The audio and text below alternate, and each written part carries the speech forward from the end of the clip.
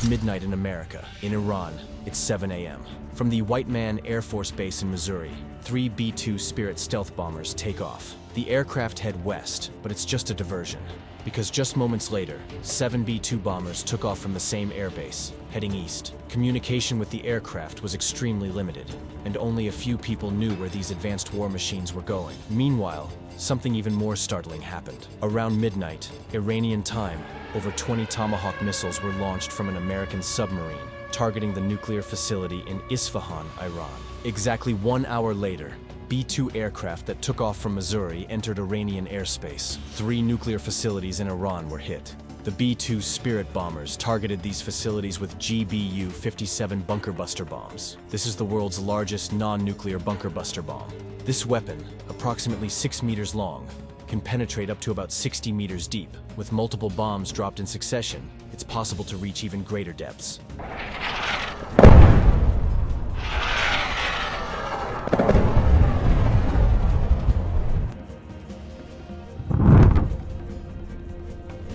Now, let's examine high-resolution satellite images of the targeted facilities to assess how much damage the bomb might have caused. First, we will examine the Fordow nuclear facility. It is Iran's highest security underground uranium enrichment site, located about 160 kilometers south of Tehran. We observe 6 new craters in the area where the facility is located. We have marked them. These are likely the points where the bombs penetrated underground. This photo does not show a large explosion effect. The reason is clear. These bombs detonate underground, not upon impact with the surface. A gray dust cloud is visible drifting towards the hills. We believe this is debris scattered by the explosion's impact. Fordow is estimated to be located at a depth of 80 to 100 meters. Let's look at the 3D cross-section of the facilities. We can count a total of 4 tunnel entrances. Now, let's take a look at Natanz. This is Iran's largest uranium enrichment facility. It is located about 250 kilometers south of Tehran. Unlike Fordow, it was built beneath a higher mountain. According to Reuters' assessment, these facilities are estimated to be located at a depth between 78 and 148 meters. This is a satellite image of Natanz from June 15th, the latest available image taken before the attack, and this one was captured on June 22nd, after the American strike. Right here, a crater is clearly visible. A similar situation can also be seen in Isfahan. You're now looking at a satellite image of Isfahan from June 16th, and this one is from June 22nd. Just after the American strike, there is clearly some damage. However, here's the issue. Israel had also carried out previous attacks on these facilities. So, it's difficult to say whether this damage was caused by Israel's earlier strikes or by the recent American one. Yes, after many years, the United States has bombed a country in the Middle East once again.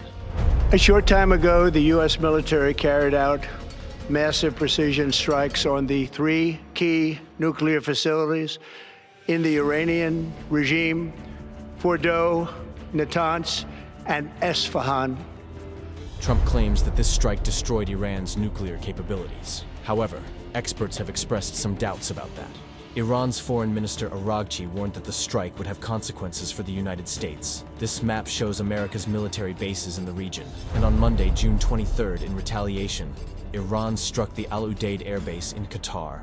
I have a small favor to ask. Please take a moment to leave a comment on this video. It's really important for the growth of both the video and the channel. The B-2 Spirit bombers, used by the United States in operations against Iran, have attracted a lot of attention. They've been widely talked about. Imagine a plane that glides through the sky like a ghost, traveling thousands of kilometers without being detected by radar, striking its target, and returning without ever landing.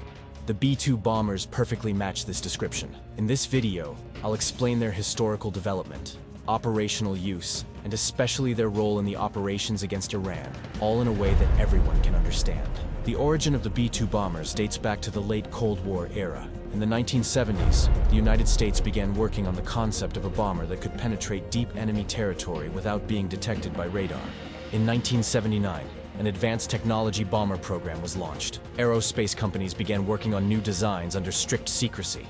As a result of evaluations, in 1981, Northrop, in collaboration with Boeing, developed a wing design for the aircraft that was chosen over its competitors. The chosen design was named B-2 and nicknamed the Spirit. At that time, the program was conducted under extreme secrecy. On November 22nd, 1988, the B-2 was publicly unveiled for the first time in a highly controlled ceremony. Even the rear part of the aircraft was prohibited from being seen. However, aviation reporters noticed there were no flight restrictions over the presentation area and managed to capture images of the aircraft's tailless rear section. The B-2 made its maiden flight on July 17, 1989, taking off from the California facility. Originally designed for the Cold War era, only 132 units of this bomber were planned to be produced. However, in 1991, the Soviet Union collapsed, removing the primary threat. The high cost of the B-2 sparked serious debates in the United States Congress. In 1992, President Bush limited production to 20 aircraft. Additionally, the first prototype was modified for operational use and joined the fleet. This brought the total number to 21. The B-2 bombers entered operational service in April 1997. The unit cost of these aircraft was $2.1 billion for the United States. This easily places them among the most expensive planes in history. That's why the B-2 bombers were produced in limited numbers, with only 20 remaining in active service. According to calculations made in 1997, the operating cost per flight hour for the B-2 is 3 to 4 times higher than that of similar aircraft. According to an analysis conducted in the 1990s, just 1 hour of flight for the B-2 required approximately 119 hours of maintenance. According to experts, the main reason for this maintenance was the B-2's special stealth coating. The aircraft has a wingspan of 52 meters and is stored in climate-controlled hangars to protect this coating from damage. The B-2's first operational use occurred in 1997 during the Kosovo War. In NATO's Yugoslavia-Kosovo operation, the B-2 was equipped with the US's latest precision-guided bunker buster bombs.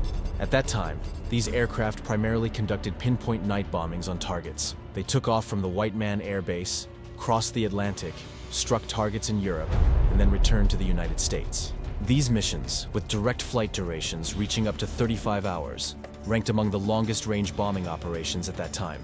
Moreover, with aerial refueling support, the B-2 bombers conducted high-precision strikes in Kosovo using conventional munitions.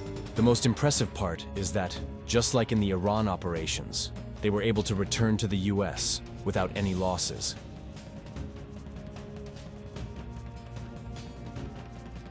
Following their use in Kosovo, the B-2 bombers played a critical and striking role in the Afghanistan operation launched after the September 11, 2001 attacks, and later in the Iraq operations conducted in 2003.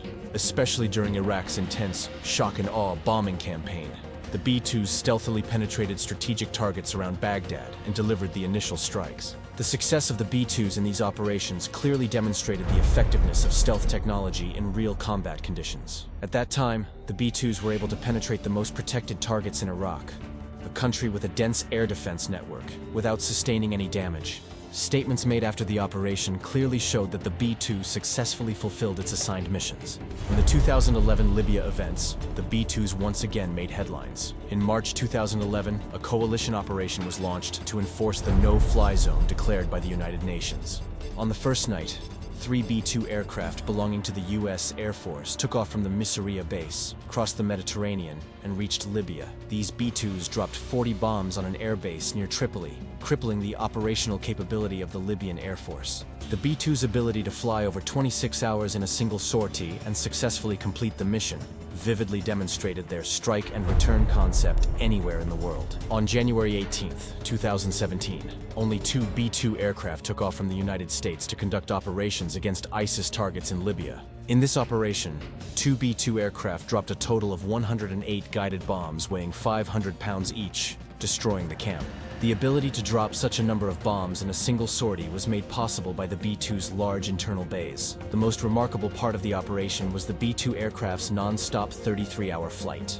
The B-2s took off from Whiteman Air Force Base in Missouri, refueled multiple times mid-air over the Mediterranean from tanker aircraft, struck Libya, and returned. This event demonstrated that the B-2 is capable of conducting precise operations, not only against major states, but also against asymmetric threats such as organizations. All the operational uses I mentioned were a show of force by the United States against other world powers. It is incredible that an aircraft taking off from its own airspace can be sent on missions with non-stop 30 to 35-hour flights, and then return to the country without sustaining any damage. This was both a tremendous show of power and a terrifying warning. Meanwhile, Looking at Trump's statements, we understand that the US continues to send this deterrent message to world powers through the B-2 aircraft. By the early 2000s and 20s, the B-2 aircraft continued to play critical roles. For example, amid rising tensions on the Korean Peninsula in the early 2000s and 20s, the US deployed B-2s to Guam and occasionally to South Korea as a show of force for deterrence. Again,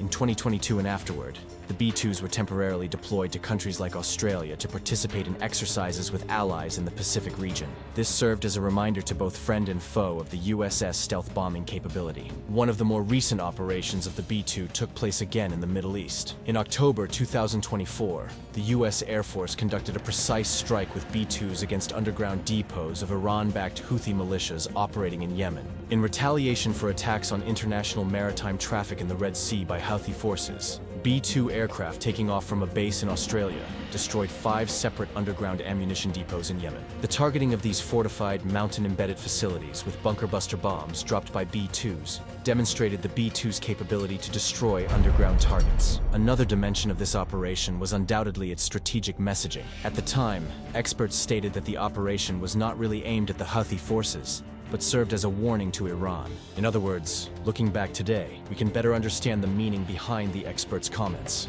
The most intriguing aspect is the use of these aircraft in operations against Iran. Regardless of their original purpose, the B-2s have been primarily associated since the 2000s with potential airstrikes targeting Iran's nuclear facilities. Iran's underground nuclear facilities, protected by extensive air defenses, have raised significant concerns globally. Military intervention possibilities have been debated from time to time. In these discussions, the B-2 aircraft have frequently been mentioned, because the B-2s possess stealth capabilities that can evade Iran's advanced radar systems and carry the only bomb capable of destroying these deep facilities. Since the early 2000s, the United States Air Force has implemented various upgrades to keep the B-2 fleet prepared for scenarios involving Iran. For example, in 2012, a 10-year program was launched to modernize the communication and defense systems of the B-2s.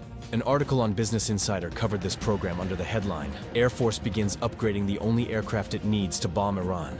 Although somewhat sensational, this statement contained an important kernel of truth. When the option to strike Iran's nuclear facilities arose, the US recognized that the B-2 was the most effective and safest aircraft to carry out such a mission. Because if they wanted Israel to carry out this mission, F-15s, F-16s, and countless sorties might not have been able to inflict any damage on underground bunkers. However, a few B-2 aircraft could easily reach the target. This capability has been proven repeatedly in previous operations. On June 22, 2025, US B-2 bombers participated in an attack targeting Iran's nuclear facilities. According to agency reports, 7 B-2 Spirit aircraft took off from the White Man Base in Missouri and destroyed 3 critical nuclear sites in Iran within just 25 minutes.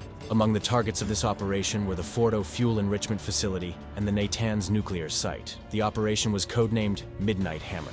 The US president stated that the attack was highly successful and that Iran's nuclear infrastructure was completely destroyed. Facilities that Iran has spent decades building underground in the mountains and are believed to be protected by Russian-made S-300 systems were disabled by the sudden nighttime bombardment from these stealth aircraft. If you liked the video, please leave a short comment. It really helps the growth of the video and the channel. Thank you.